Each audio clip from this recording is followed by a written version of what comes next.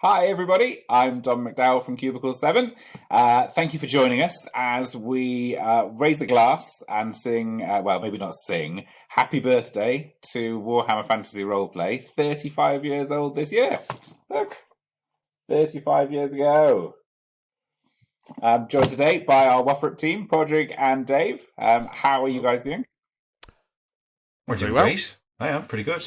We've just released the last part of The Enemy Within, the Empire and Ruins Companion. So amazing. Yeah. Very exciting.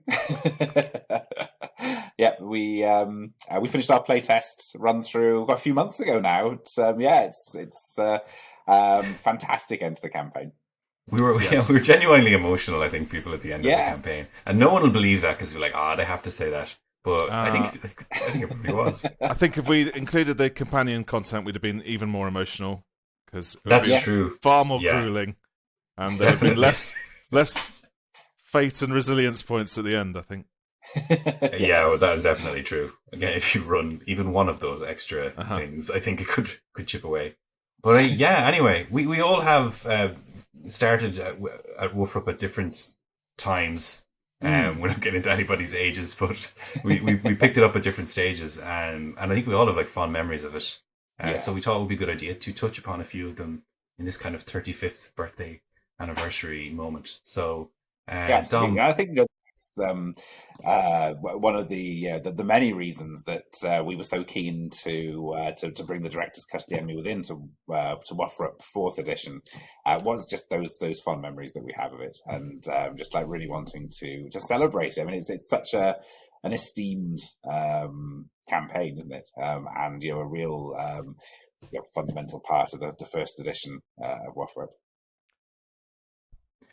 Absolutely. I think it's the thing that made the first edition stand out, among other things. But it's a great, if you make a cool system and a cool setting, and then you need a good use case for it. And I think it's fundamental. I mean, the Middenheim book came about because there was too much material Carl Sargent created for one part of The Enemy Within. And we got this great exploration of Middenheim as a result. And that feels foundational to what the Empire is in many ways, for me at least. So I think it's a key part of The Enemy Within. Anyway, we're very Enemy Within obsessed at the moment, so we should go back to WFRP. So I had stuff before, but this is the first edition rule book. And 35 years, gosh. I don't go quite as far back as that with WFRP, but I brought along to everybody so this is where I came in. White Dwarf 104, which had a bit from The Enemy Within, just to bring it back, from Something Rotten in Kislev was in here, and I was absolutely transfixed. I think I think I was Talisman I started with, and then Blood Bowl, and then moved into WFRP. The very first adventure I ran was actually from White Dwarf, which I don't have here, the Affair of the Hidden Jewel, which of course we revisited in our director's cut of The Enemy Within, just to bring it back. Yeah, it's in the Enemy and Shadows Companion, if you'd like to play through that. And that was the first fate point that was ever spent by my group was during that adventure. I think it was Ian's horse that was going into the chasm, and a fate point rescued that. That was. I think I've told you about that one before, isn't it? Where that was probably the worst role-playing game ever run by anybody, anywhere. I was really trying to work it out myself with all of the abilities of an 11-year-old to do that.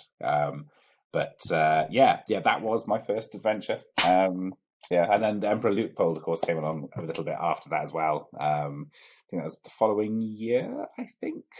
Yeah, but if you wanted to read that these days, would there be a companion to The Enemy Within that you could read it in? That one's in the death of the right companion. Stuff. Yeah, absolutely. Dave, where did you come in with the?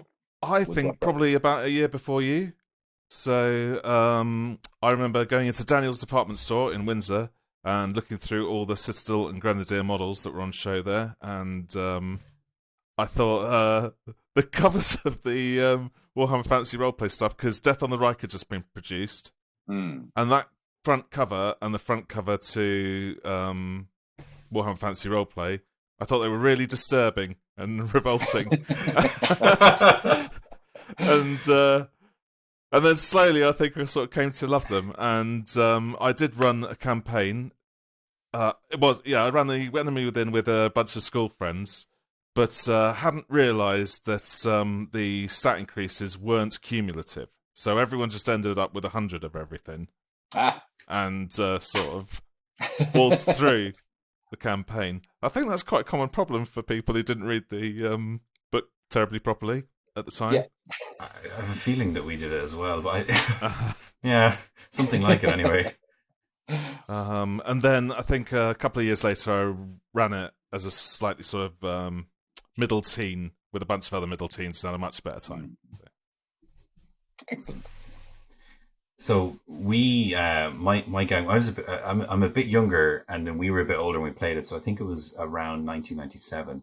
And I went to a boarding school, and we were desperate for entertainment in the evenings because we weren't the sportiest crowd, the particular gang that I was in, believe it or not. And we started playing 40k and fantasy battles as something to do to pass the time in what used to be the changing room of a theatre in one part of the boarding school. That's the space we got because we could lock it up in the evenings, and the tiny, extremely expensive miniatures would be safe from general other people who might take an interest.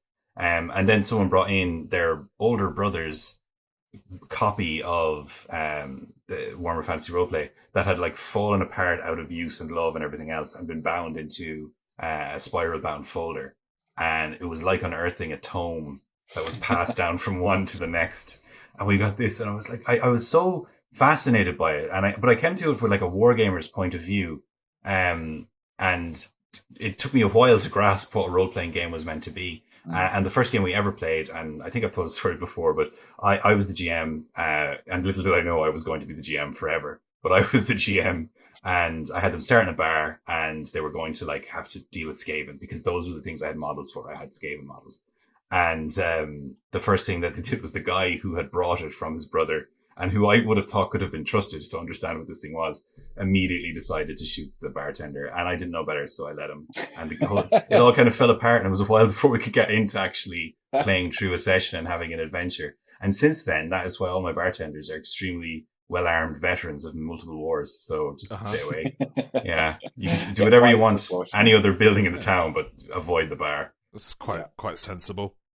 Yeah. Crossbow under every part of the inn, really. But yeah, that was great. And that one's is unfortunately gone. I don't have that copy anymore, which is heartbreaking because I'd love to have it. But I did then later on win a copy of first edition down in WarpCon in Cork. Big shout out to WarpCon there. Oh, right.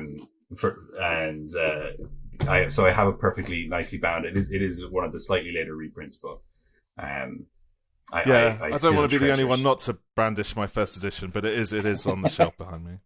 That's fine. I don't think it's a cred competition. It's just, but yeah. So it was formation, and we definitely ended up playing a lot more war games than role playing games in that room. But when I got to college, then it all took off and exactly flipped. And it was a while before I got back into miniatures. Even we just played an awful lot of role playing games and loved it. And this was in Galway, and Warhammer, and was one of the most played of them all, and still remembered fondly. So yeah, it was good. I think we put, it was a campaign. I think it was a friend of mine's campaign where they put Countess Emmanuel on the throne at one point. So they were clearly willing to play with big ideas. But fun. Good times. So it's great to still. Was it everybody's first RPG? Sorry, Pádraig, talk about you. It was. Yeah. Yeah. Other than some D&D modules at Scout Camp, yeah, I think so. Yeah. One thing I thought about with how much does sort of that first RPG experience flavor how you develop into it? It's and I think certainly Warhammer had a big influence on me. that I'm now trying to think of like ways that I can communicate that to other humans. But because some of it's kind of like it's the feelings, isn't it? It's a lot of it's the tone that you get from it. Yeah. And, how you approach. Yeah, I think a chunk of that is the threat level, and versus your competency as a character is a big part of that as well. Is Wolfrup's not afraid to throw stuff at you that you probably can't handle. Yeah, I think a lot of the original tone is also established by Clem Shirestock, who is the character who they use as the example in all of the first edition stuff. Because I think in other books you're used to sort of seeing the hero is like, here's how to hit something with a sword, and here's how to jump over a ravine. And with Clem, it's like, he just about makes leaping off a horse, and then he gets caught in a trap. Yeah. Absolutely. I mean, that sense of humour running through it is a really strong part of the appeal, isn't it? Uh-huh. Yeah, you need that glint of humour if you're going to do everything. But that did set that expectation very well. But you need the glint of humour, and I think that's important to have the calm moments, so that all of the grim stuff is properly cast. You know, you need a light to cast a shadow. So I think it's important. You know, let your inns be well heated, but when everyone's gone to bed and the drink and the fun's been had, maybe something comes out of the cellar.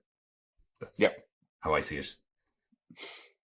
But it's a great system. It's wild. It's been going for 35 years. That is amazing. And it's great that it's still there. Going strong. And I feel in safe hands. Have we proven our hands are safe yet? I don't know. I think so. Yeah, I hope so. Slightly biased, obviously, but I mean, it's been amazing to work on WFRP, and I think especially looking back at 11-year-old me holding the rule book, and that's been really nice, really really lovely. Yes, I think Dave, you've been working with WFRP for longer than we have. Yeah, about 15 years.